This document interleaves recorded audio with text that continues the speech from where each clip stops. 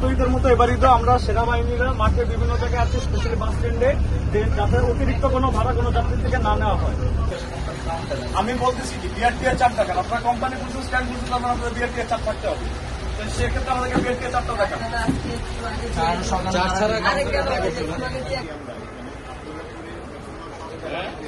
এটা তো এটা আপনারা দোকানের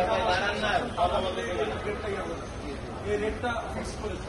আর বিআরটিএতে মোটামুটি যেমন আছে যে স্লিপার আপনার 2000 টাকা হবে, আপনার কেন 2000 টাকা লাগবে, বা আপনাদের রেট আছে স্লিপার আছে তারা কেন 2000 টাকা লাগবে, এটা কি আপনার জেনে উঠবে? এফরাত কাটবে 2000 টাকা রেট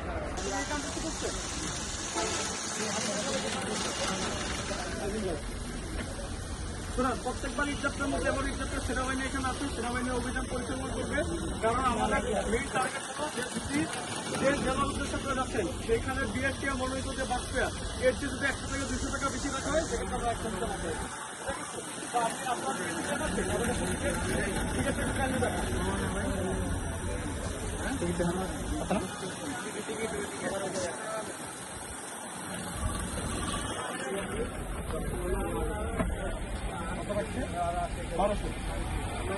নর্মালি রাখি কত 1000 আপনি যাবেন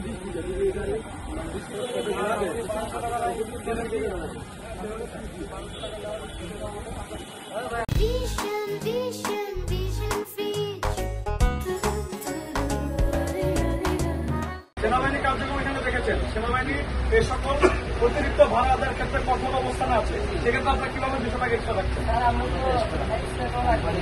কোম্পানিকে আপনারা কি বলেছেন যে সেনাবাহিনী এখানে পর্যায়ক্রমে অভিযান পরিচালনা করছে? তারা কোম্পানির দিকে একটা ফোন দেয়, আর কোম্পানির সাথে কথা বলছে। সেক্ষেত্রে আপনাদেরকে আইনিগতভাবে যে ব্যবস্থা নেওয়া দরকার ব্যবস্থা নেই। ঠিক আছে, আপনারা যারা বন্দোবস্ত যাবেন তাদের কাছে ঠিক আছে না? আমাদের টিকিট একটু বের করে দেখি।